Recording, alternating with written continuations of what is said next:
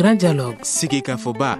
Edawani wa Makaran. Le Grand Dialogue, l'émission de débat du Studio Tamani sur votre radio. Chennibiru. Halud Mauni. Chennibiri. Sigika Foba. Le Grand Dialogue. Le Grand Dialogue. Mesdames, Messieurs, bonsoir. Nous sommes lundi 17 août 2015. Bienvenue à cette émission et merci de nous recevoir chez vous. Aujourd'hui, nous faisons un nouveau point sur la situation sécuritaire dans le pays. Nous sommes avec trois invités. Serge Daniel, journaliste spécialiste des questions terroristes. Birama Fall, qui va nous rejoindre, journaliste éditorialiste. Et également André Bourgeot, chercheur et spécialiste du Sahel. Bonjour à vous, messieurs, et merci de nous accorder un peu de votre temps. Je suis Famoussa Sidibé. Peting Diara est à la mise en onde. Studio Tamani. Un responsable du groupe d'autodéfense Gatia évoque 15 morts pour les violences d'hier et aujourd'hui, dont un chef militaire dans le camp de la CMA, de la coordination des mouvements armés de l'Azawad. La CMA a confirmé les combats, refusant donc de se prononcer sur un bilan dans l'immédiat. Les affrontements ont également été confirmés par une source de la mission de l'ONU au Mali. Les combats ont repris donc ce matin entre la CMA et la plateforme dans les alentours de Kidal. Les deux groupes armés se sont donc affrontés hier avant de marquer une trêve dans la nuit pour finalement recommencer donc aujourd'hui. Alors nous allons commencer avec Serge Daniel. Qu'est-ce qui explique ces violations du cessez-le-feu entre ces parties? Alors il y a une observation à faire, c'est qu'au moment où nous sommes en train de parler, les groupes, pas de Gatia, mais de la plateforme, je dis le Gatia, c'est vrai que c'est l'une des forces principales de la plateforme, mais ils ne sont pas seuls, parce que vous avez le MAA. Le MAA, c'est très important pour pouvoir expliquer ce qui se passe, c'est des mouvements d'autodéfense. Au moment où nous parlons, la plateforme contrôle la localité d'Anefis.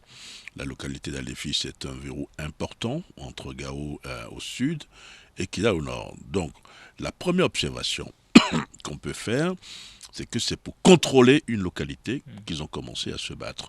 C'est vrai que le Gati a dit officiellement qu'il y a eu des arrangements sécuritaires au début qui n'ont pas été respectés par la CMA. La CMA dit exactement la même chose, mais le véritable problème, c'est la lutte pour le contrôle de certaines localités stratégiques, malgré l'accord signé entre les autres.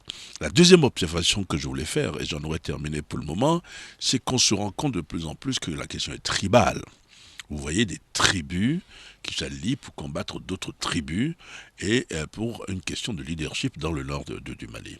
Est-ce que vous faites référence aux différentes tribus Touareg? C'est évident, parce que l'erreur qui a été commise, je l'ai toujours dit au début de la crise, c'était de dire on s'est trompé sur les acteurs de la crise. On a voulu à un moment considérer que le mouvement national de libération de l'Azawad était un mouvement qui représentait toutes les tribus. C'était faux, c'était absolument faux. La question est tribale, et là, de ce point de vue, on voit sur le terrain des alliances tribales se nouer avec des intérêts assez particuliers pour le contrôle de certaines localités stratégiques. Si vous prenez par exemple, vous savez qu'actuellement nous sommes en période de crue, il pleut énormément dans le nord du Mali, il y a les oueds qui sont pleines, on ne circule difficilement, c'est-à-dire les routes sont impraticables, et les routes les plus praticables, il faut pouvoir les contrôler pour faire passer de la marchandise, pour pouvoir les contrôler, pour pouvoir faire passer des armes, les contrôler pour pouvoir exister, et ça me semble important.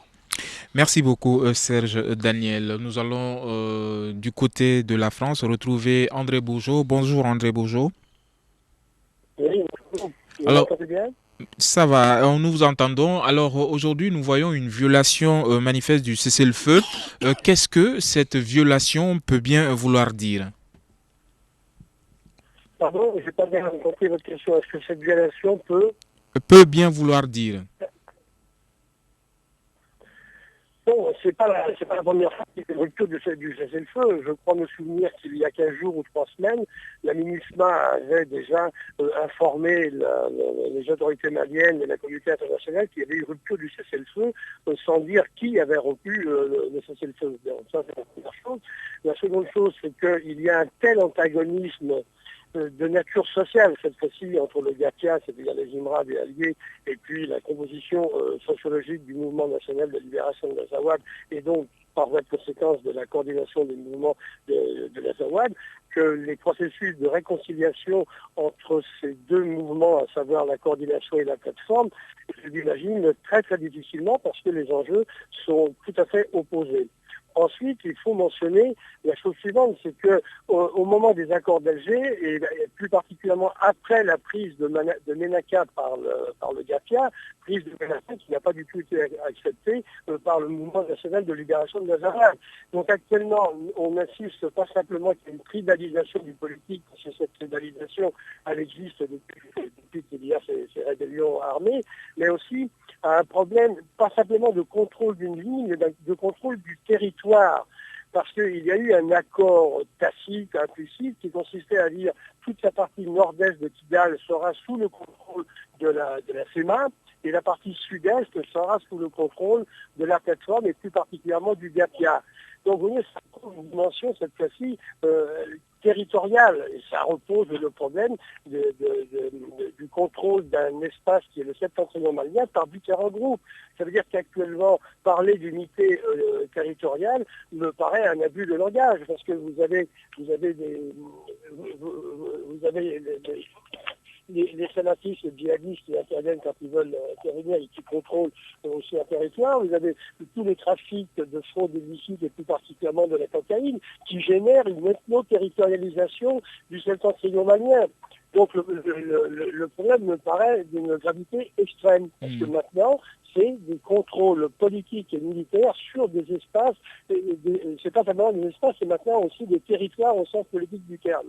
D'accord. Merci beaucoup, André Bourgeot. Alors, Serge Daniel, est-ce qu'on peut dire, sans risque de se tromper, que ces violences, ces affrontements sont le résultat de la lenteur de la mise en œuvre de l'accord? Lenteur de la mise en œuvre de l'accord, non, je ne dirais pas cela. Mais le problème, c'est que même si il y a un chronogramme, c'est vrai que le chronogramme de l'application de l'accord n'est pas respecté. Mais je suis persuadé, je l'ai dit et je continue pas à le dire, c'est évident qu'on ne peut pas régler le problème du nord du Mali avec cet accord seulement. Ce n'est pas possible. Vous avez des problèmes extraordinaires. Vous avez des gens, je l'ai dit tout à l'heure, nous sommes en période de crue. Il pleut abondamment dans le Tilemsi, dans le Tamanasna. Pour aller à Kidal, ce n'est pas possible, etc. Les gens ont besoin de contrôler des territoires. Ils ont besoin de contrôler des territoires. Ce qui manque à l'accord d'Alger, et ça c'est mon point de vue, c'est dans le chronogramme d'application de l'accord. Une fois l'accord signé, il fallait penser, à mon avis, à continuer à discuter avec les différentes tribus. Je suis persuadé que vous ne pouvez pas parler du nord du Mali sans tenir compte des tribus, sans tenir compte des rapports à l'intérieur de ces tribus-là. C'est quelque chose de très important. Ils ont pris Anéfis aujourd'hui. Mais ce qui s'est passé, on le sait désormais avec précision. Vous savez qu'au sein de la CEMA, vous avez les IFORAS, vous avez une branche du MAA, le mouvement arabe de l'Azawad, et ce qui est important aujourd'hui, ce qu'on sait, c'est que les IFORAS n'ont pas combattu comme on pouvait le penser aux côtés du MAA. Et qu'on a insisté beaucoup sur le Gatia, mais je veux insister sur l'autre branche du MAA qui a combattu. Donc, si vous ne tenez pas compte de ces rapports tribal, si vous ne tenez pas compte de la volonté de ces tribus d'exister sur le terrain, on ne s'en sortira pas. L'accord, ce qui s'est passé, ce n'est pas parce que l'accord, il y a une lenteur dans l'application de l'accord. C'est un signe, c'est un acte qui montre, qui prouve que nous sommes loin, très très loin d'avoir la paix dans le nord du Mali. Un mot pour dire que c'est vrai que la MINISMA, dans un communiqué une quinzaine de jours, je ne sais plus quoi, avait déjà parlé de violation du cessez-le-feu. Mais c'est le premier gros coup de canif dans les accords d'Alger. Et ce n'est pas terminé parce que d'après ce que l'on sait, aujourd'hui, Anéfis est sous le contrôle, je disais tout à l'heure, de la plateforme, mais il semble que Veille Direct, ce qui est un oued, que ça combat toujours actuellement encore une fois pour le contrôle de ces territoires-là. Il y a une réunion au ministère à la primature actuellement. J'espère qu'il y aura une accalmie, mais dès que l'accalmie va régner, il va falloir reprendre langue avec les différents acteurs sur le terrain parce que la tension est très vive. Alors, vous parliez tout à l'heure de cette annonce de la MINUSMA qui avait constaté une violation du cessez-le-feu. Est-ce que vous pensez que si la MINUSMA avait été plus précise dans cette dénonciation, on aurait pu éviter ces affrontements? À l'époque, c'était des escarmouches. Ça s'est passé dans un bled où il y a un des groupes armés qui a fait des tirs de sommation. C'était pas une confrontation comme on assiste actuellement. Donc, mais c'était bien d'avoir fait ce communiqué, mais c'était pas un gros coup de canif. Aujourd'hui, c'est quand même un très gros coup de canif parce que vous avez une localité qui était occupée par un groupe qui a été envahi par un autre groupe. Donc, la tension est vive. Et l'autre groupe, d'après ce qu'on apprend, c'est que l'autre groupe commence à s'apprêter pour revenir combattre à nouveau à Néfis. La conséquence immédiate, c'est qu'à Niamey aujourd'hui, vous savez qu'il devait avoir une rencontre sur le nord du Mali, avec tous les acteurs. Évidemment, il y a une partie qui a dit, mais nous, on claque la porte parce qu'il y a violation du cessez-le-feu. Alors, comment peut-on parvenir aujourd'hui à ce qu'il y ait un apaisement entre ces deux groupes? Alors moi je suis persuadé, je vais vous dire, je vais pas, peut-être que ça va pas faire l'unanimité, mais je reste persuadé que si vous voulez apaiser les tensions dans le nord du Mali aujourd'hui, il faut faire deux choses à mon avis. Tout le monde est d'accord pour une chose, c'est que vous avez des routes de trafic, c'est que vous avez, quoi qu'on fasse, vous avez des trafiquants de drogue, de cocaïne. Lorsque vous avez un Boeing qui atterrit dans le nord du Mali avec une charge utile de 10 tonnes de cocaïne, c'est énormément, c'est important. Il faut faire deux choses. La première chose, c'est de dire, nous allons continuer par négocier, à discuter entre les tribus, entre les communautés, tout ce que vous voulez, mais de l'autre côté, je suis persuadé qu'il faut une force mobile pour pouvoir lutter contre le trafic de drogue. Si vous décidez de lutter contre les routes du trafic, vous avez réglé en partie la question du nord du Mali. D'accord. Alors nous allons du côté de André Bojo. André Bojo, aujourd'hui, est-ce que ces actes remettent en cause l'accord de paix? Remettre en cause d'une manière structurelle, je ne dirais pas, mais en tout cas, ça pose un sérieux problème pour les conditions d'application du contenu de l'accord. Mais c'est pas nouveau, hein. On l'a vu déjà au moment des réunions du comité de suivi de l'accord, où il y a eu des dissensions assez importantes. Et puis ensuite se repose le problème de qu'est-ce que ça veut dire des accords inclusifs lorsque tant la plateforme que la coordination refusent de voir siéger d'autres groupes que les leurs. On se dit, mais c'est plus du tout quelque chose d'inclusif, c'est quelque chose d'exclusif, puisque certains groupes sont considérés comme malvenus dans ces accords. Donc vous voyez, ça repose le problème de toutes les ambiguïtés de ces accords. Et ces ambiguïtés, de mon point de vue, résultent du fait que le peuple malien n'est pas du tout consulté. S'il y avait eu une conférence nationale ou même, c'est pas trop tard, hein, un référendum sur les accords d'Alger, peut-être qu'on ne serait pas dans cette situation-là parce qu'il y aurait une dimension civile qui serait partie prenante des conditions d'application de l'accord, ce qui n'est pas le cas, puisque c'est quasiment exclusivement des groupes armés qui vont décider de l'avenir du Mali. Donc, quelque part, il y a quelque chose qui n'est pas convenable sur le plan de la démocratie et sur le plan de la République malienne. D'accord. Merci beaucoup, André Bourgeot. Une courte pause et nous nous retrouvons. Vous écoutez Studio Tamani. Votre avis nous intéresse. Écrivez vos commentaires et suggestions sur la page Facebook et dialoguez avec nous. Studio Tamani, c'est aussi les réseaux sociaux. Merci de rester avec nous. Notre page Facebook et notre compte Twitter sont là pour vous si vous souhaitez réagir à cette émission. Nous sommes aujourd'hui en train de réfléchir sur la situation sécuritaire avec ces affrontements entre la plateforme et la coordination des mouvements armés de l'Azawad aux alentours donc de Kidal, précisément à Néfis. Alors nous sommes avec deux invités, Serge Daniel, journaliste et spécialiste des questions terroristes, et André Bojo, spécialiste, chercheur spécialiste du Sahel. Alors, cette deuxième partie est consacrée aux actes terroristes dans le pays. Mais avant, cette question adressée à Serge Daniel, est-ce que le comité de suivi de l'accord de paix va se mettre en place et est-ce que c'est la clé donc de tous ces problèmes? Ce sera un début, à mon avis. Bon, d'après ce qu'on apprend, il y a eu des négociations de couloir. On sait désormais que vous savez que au sein des différents groupes qui ont paraffé et signé l'accord, désormais il y a un groupe qui s'est formé, une espèce de force tampon qui ne pèse pas militairement grand-chose sur le terrain, mais faire la paix, ce n'est pas seulement avec les armes, mais c'est aussi avec les mots, et donc c'est important. Je pense qu'on va arriver à mettre sur pied le comité de l'accord. Nous sommes en vacances actuellement, vous avez vu, les représentants de plusieurs institutions ne sont pas là, mais on sait qu'il y a eu un travail de fond qui a été effectué. Je suis plutôt optimiste. Mais quand ça va se faire, c'est-à-dire que quand l'accord, il ne faut pas oublier que c'est l'Algérie qui dirige le comité de l'accord, la commission de suivi, et que ça fait quand même toujours grincer les dents. Vous allez voir ce qui va se passer. À mon avis, au mois de septembre, en principe, on devrait pouvoir avoir le comité. On aurait certes perdu du temps, mais ça va permettre de faire décoller les choses. Le nœud de la chose, le caillou dans la chaussure, ce qui va paraître comme difficile dès le départ, à mon avis, ce sera le processus du DDR, la démobilisation, le désarmement et la réinsertion. Le combattant, le rebelle ne dépose pas les armes. Comme ça, tant qu'il est possible. J'ai vu ça au Libéria, j'ai vu ça en Sierra Leone, j'ai vu ça en Côte d'Ivoire, dans le nord de la Côte d'Ivoire. Vous avez vu, ils ont fait les premières élections après la crise avec des rebelles qui avaient quand même une arme dans une main, pas dans les deux, mais dans une main. Il faut la confiance, ça me semble très important. Vous avez suivi les événements de Kidal la semaine dernière.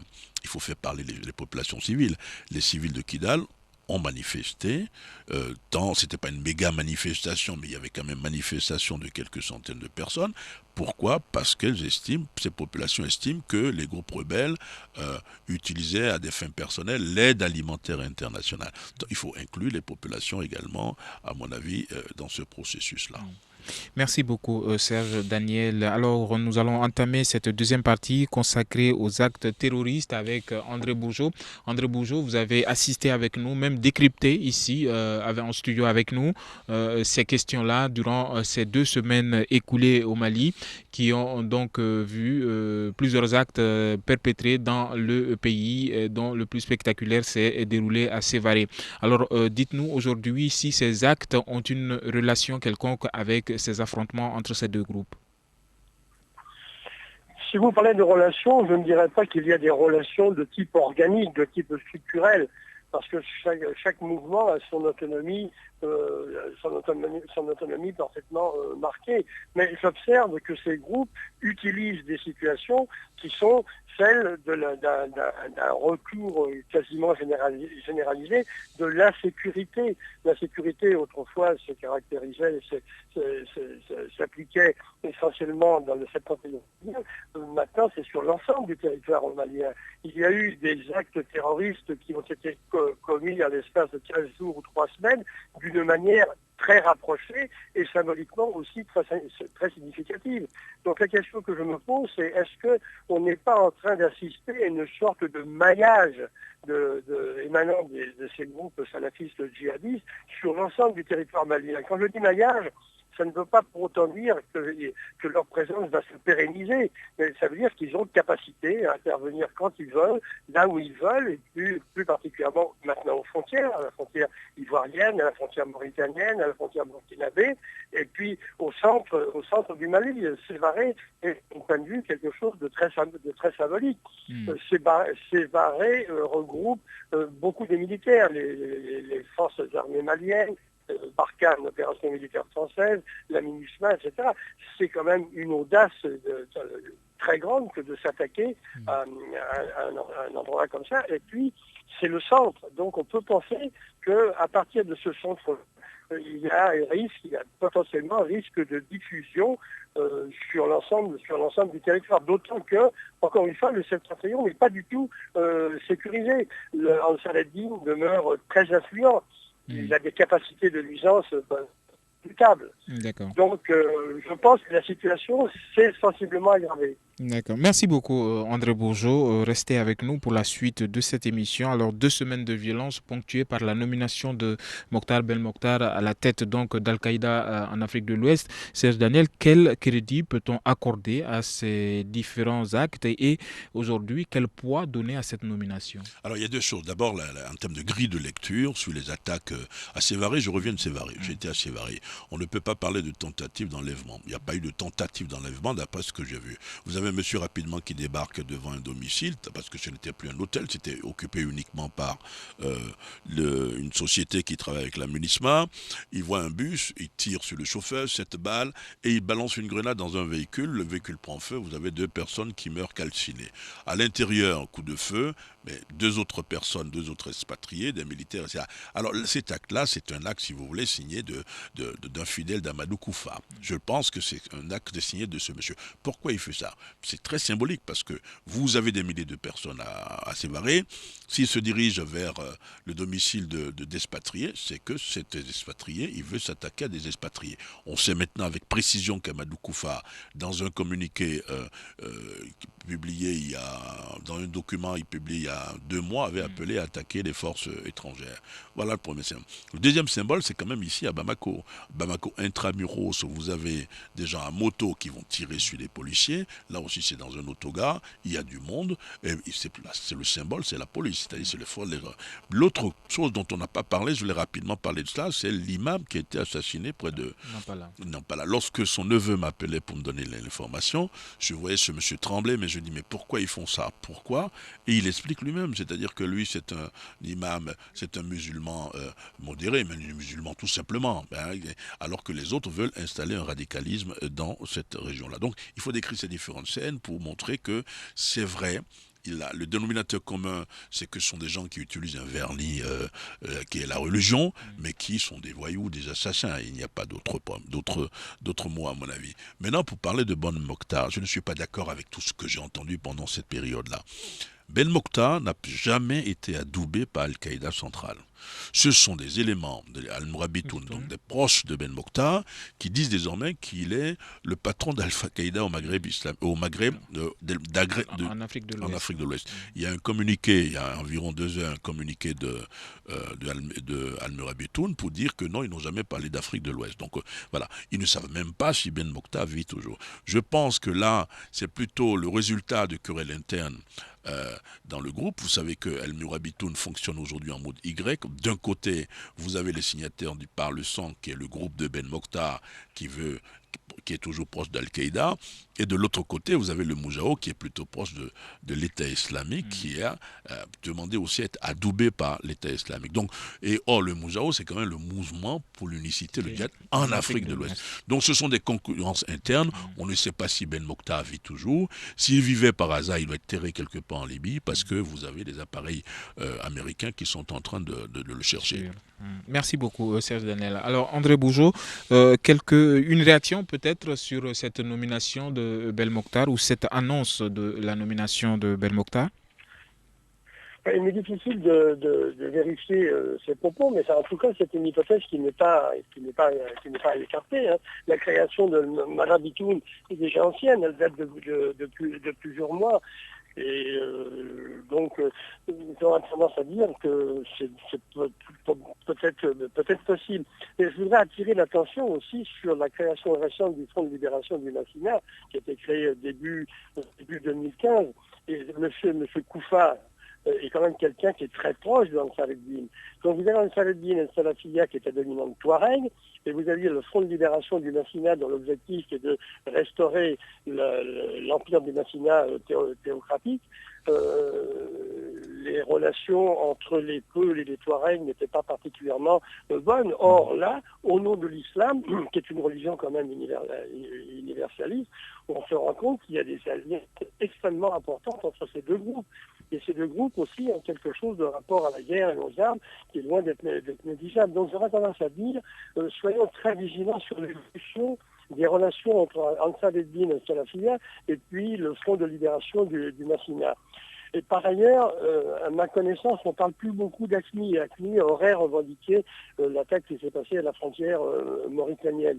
Quid des relations entre AQMI et El Marabitoun? J'ai aucun élément d'information qui me permet d'envisager une petite analyse. Merci beaucoup, André Bourgeot. Alors, Serge Daniel, nous allons revenir sur cette situation à Sévaré, Sévaré où vous avez séjourné quelques jours. Ce rythme n'est pas le vôtre, peut-être dû au voyage. Alors, aujourd'hui, est-ce que cette attaque a mis à nu les insuffisances de coordination entre l'armée malienne et la MINUSMA? Ça, c'est évident. D'abord, à Sévaré, il n'y a pas de camp militaire de la MINUSMA. Il n'y a pas un grand camp militaire de la MINUSMA. Il n'y a pas à Sévaré 50 éléments de la MINUSMA. Ce n'est pas vrai.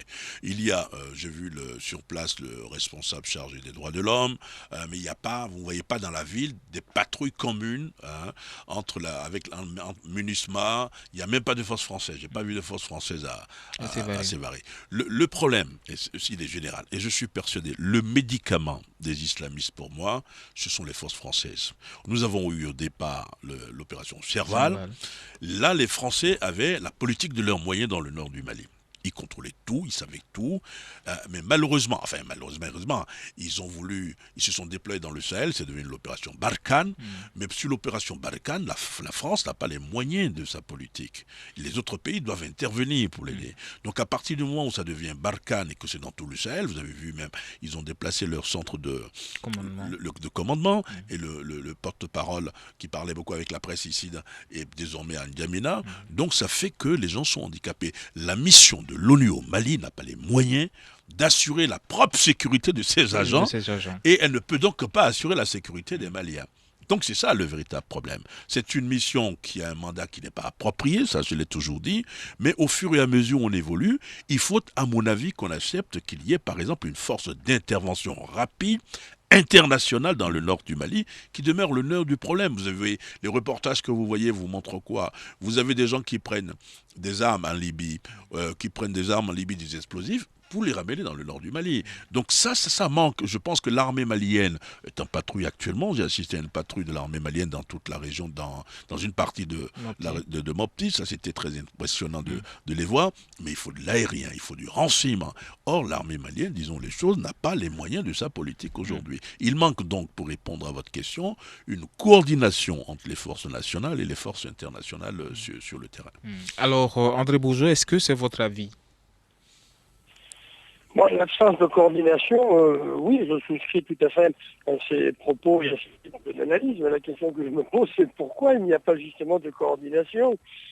Alors, qu'est-ce que ça veut dire, une opération militaire française Barkhane qui ne collabore pas au niveau de la coordination avec les FAMA et qui ne collabore pas, puisqu'il n'y a pas de coordination, avec la MINUSMA. Donc on se dit, ces trois groupes militaires autonomes les uns des autres. Donc à quoi ça sert? Donc, je suis un petit peu surpris qu'il n'y ait pas une instance qui coordonne les possibilités d'intervention de ces trois groupes, militaires. Mais le problème de fond demeure le suivant, c'est que c'est certainement pas avec des mesures exclusivement sécuritaires et militaires que la paix va revenir au Mali, pas simplement au Septentrion, mais sur l'ensemble du territoire malien.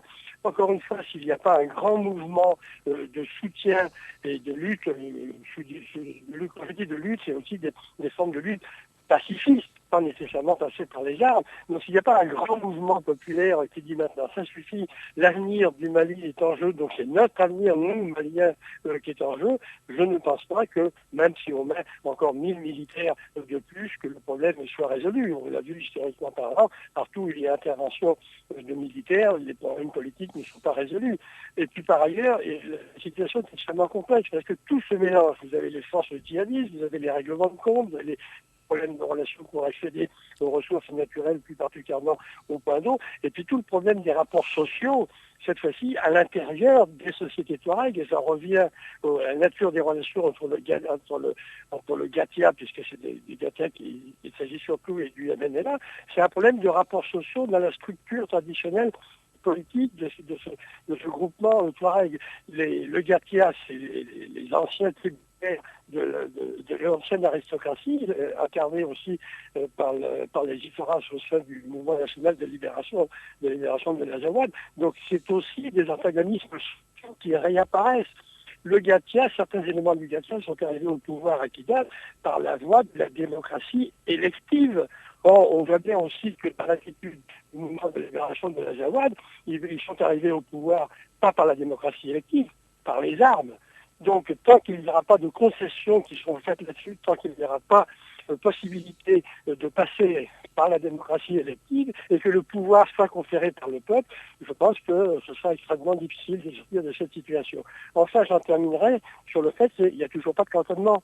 Et là, il va y avoir des enjeux terribles sur le problème du cantonnement. Donc, on est loin d'être sorti de, excusez l'expression, de l'auberge. Il va y avoir aussi le problème des DDR. Donc, vous voyez, c'est quelque chose de gigantesque et de terriblement complexe et difficile. Merci beaucoup, André Bojo. Alors, nous allons observer quelques secondes de pause et nous reprendrons le cours de cette émission pour la dernière partie. Une réaction, Un avis, Un commentaire, Réagissez sur la page Facebook de Studio Tamani et restez connectés avec nous. Studio Tamani sur les réseaux sociaux pour vous faire entendre. Studio Tamani, c'est aussi notre site web www.studiotamani en un seul mot.org. Le grand dialogue réfléchit aujourd'hui sur la situation sécuritaire avec ces affrontements entre la plateforme et la coordination des mouvements armés de l'Azawad. Alors, pour terminer avec le scénario donc de Sévaré, nous allons poser cette question à Serge Daniel. Alors, Serge Daniel, comment peut-on qualifier aujourd'hui la capacité opérationnelle de l'armée malienne, des forces armées maliennes, gendarmerie et armée confondues? Alors, je suis cette armée depuis 19 ans que je suis là. Il y a 19 ans, les militaires qu'on voyait, on ne les voit plus aujourd'hui. Ils sont plutôt bédonnants, à la retraite, quasiment, etc. Ce qui m'a frappé, j'ai assisté à un départ, à une organisation, à un départ de troupes sur le terrain à Sévaré, c'est qu'il y a beaucoup de recrutement de jeunes. Ça, c'est qualifiés? Du jeunes qualifiés, ils sont formés sur le terrain, ça c'est évident. Et j'ai vu les instructeurs, enfin avant leur départ, beaucoup insister sur le droit humanitaire. Mais je vais vous dire, avoir une armée, ce n'est pas avoir des armes. Vous avez vu ce qui s'est passé. Le gouvernement malien a dépensé des milliards de francs CFA pour acheter de l'armement ou des équipements militaires il n'y a pas longtemps. Je pense le problème c'est au niveau du mental de ces jeunes-là. Au niveau du mental de ces jeunes-là, parce que pendant des années, pendant au moins une dizaine d'années, on recrutait pour faire plaisir aux gens. Je me souviens d'un président malien qui a reçu un jour une communauté, et à la fin, il disait aux membres de la communauté, écoutez, donc donnez-moi 10 noms, je vais les mettre dans l'armée de terre. Vous allez me donner 5 autres noms, je vais les mettre dans la gendarmerie. Alors, on a voulu fuir le chômage comme si c'était un moyen de trouver du travail aux gens. Il faut une armée de métier. Je pense que les choses sont en train de bouger lentement. Vous avez vu, le chef d'état-major, quand j'étais à Sévaré, le chef d'état-major général des armées s'est rendu dans le Gourmar House, et dans le Gourmar House, sans appui de la MINUSMA ni de l'opération Barkhane. Donc l'idée, c'est de rendre autonomes les troupes sur des centaines de kilomètres. Elles se réveillent doucement, parce qu'elle a été à un moment traumatisée. En revanche, il y a quand même aussi le terrain.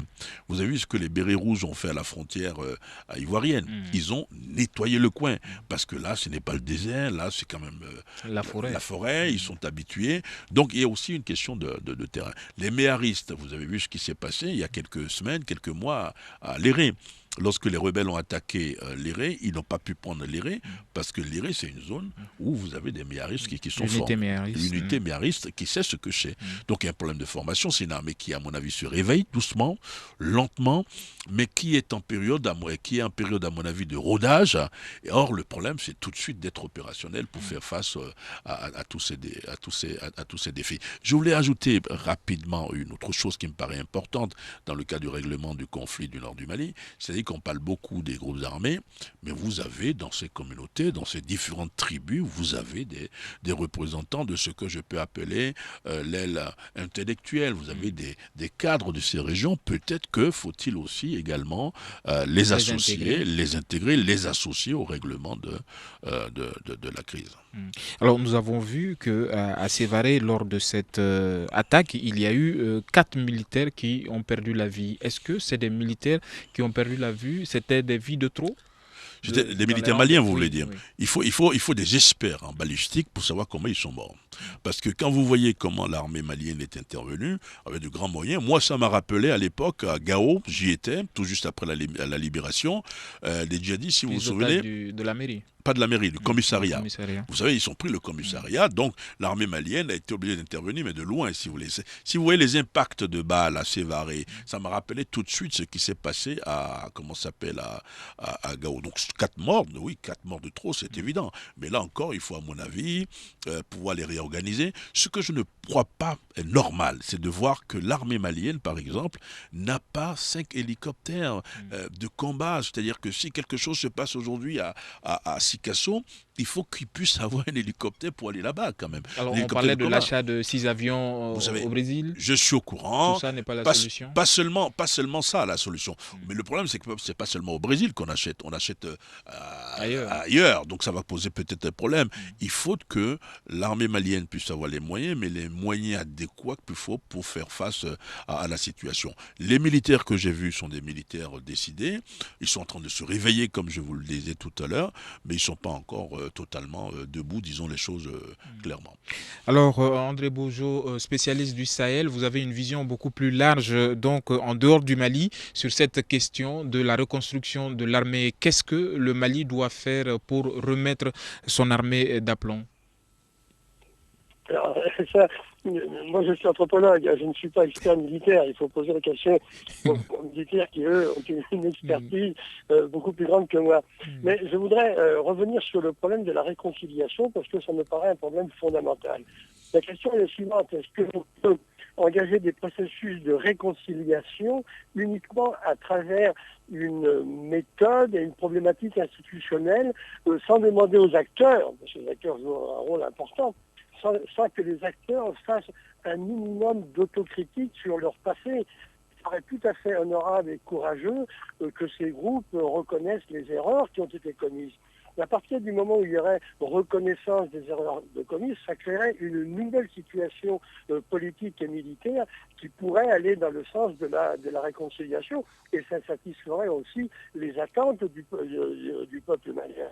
Donc, tant qu'il n'y aura pas autocritique, c'est peut-être un peu trop fort, mais simplement reconnaissance des erreurs, reconnaître qu'on a commis des erreurs, c'est un signe de courage. Et ça ne peut qu'engager une dynamique effectivement de reconnaissance de l'autre au sens anthropologique du terme, donc de réconciliation.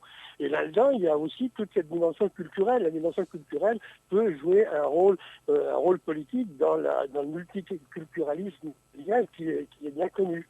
Je pense que c'est quelque chose d'important. Merci beaucoup André Bojo. Alors Serge Daniel, ces questions d'affrontement, c'est sur 2 fronts, Anéfis et peut-être Tassik. Est-ce que vous avez des informations fraîches par rapport à la zone de Tassik?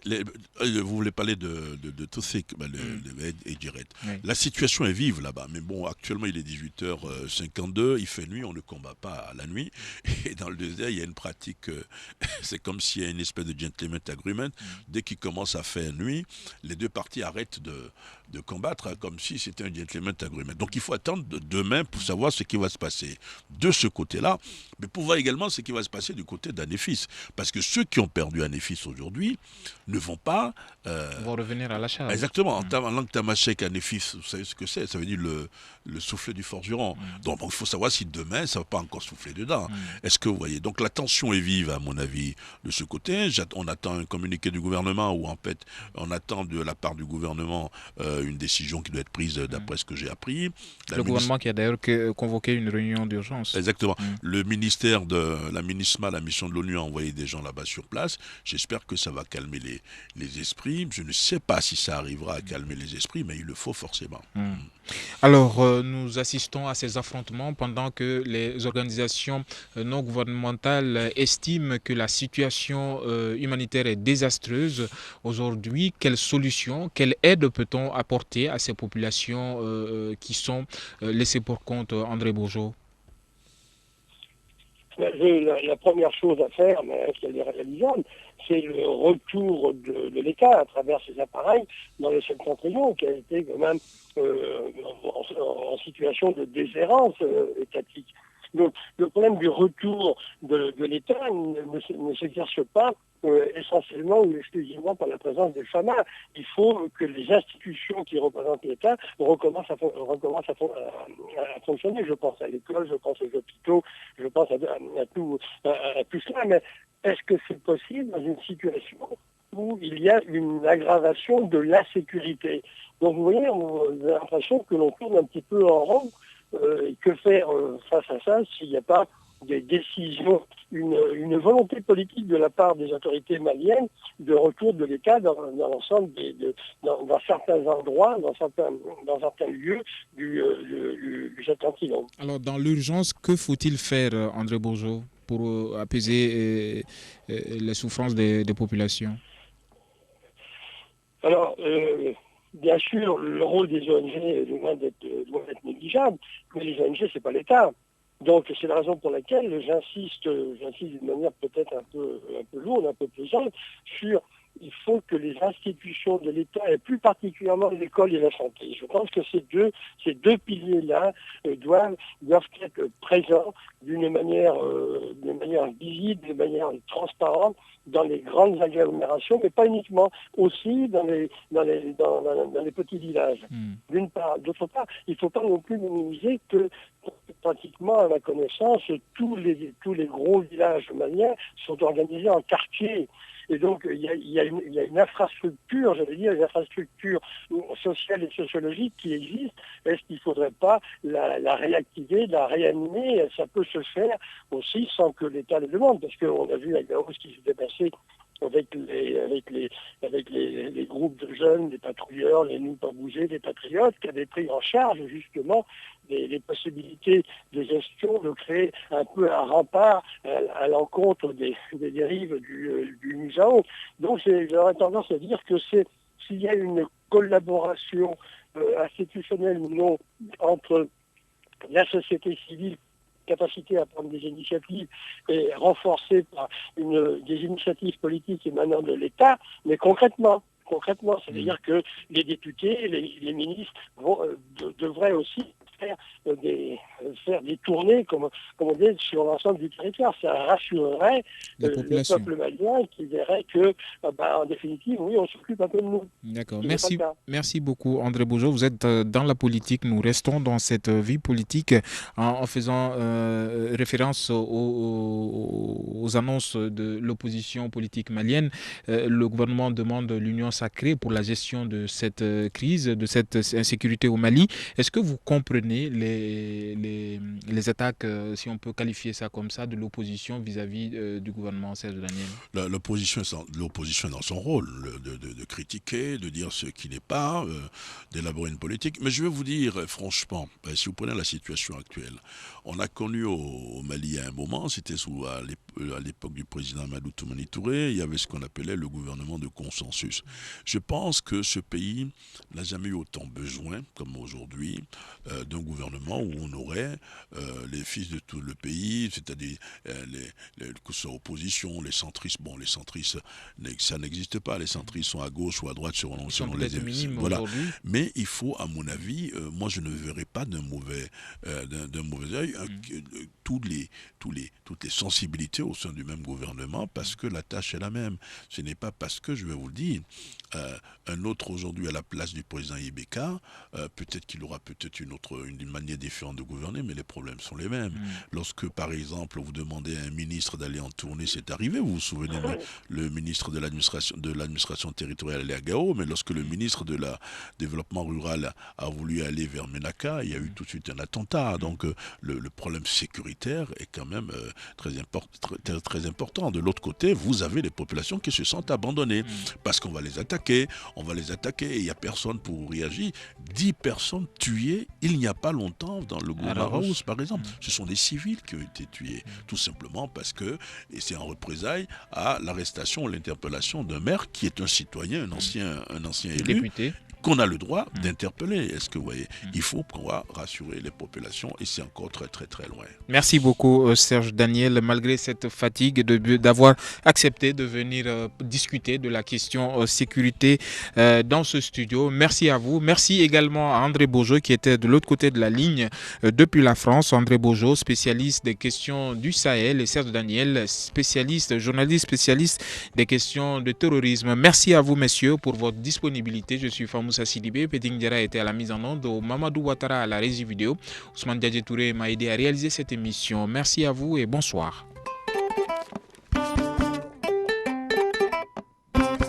Le Grand Dialogue. Sigeka Foba. Le Grand Dialogue, l'émission de débat du studio Tamani sur votre radio. Chaîne Nibiro. Halud Maondi. Sigeka Foba. Le Grand Dialogue. Le Grand Dialogue.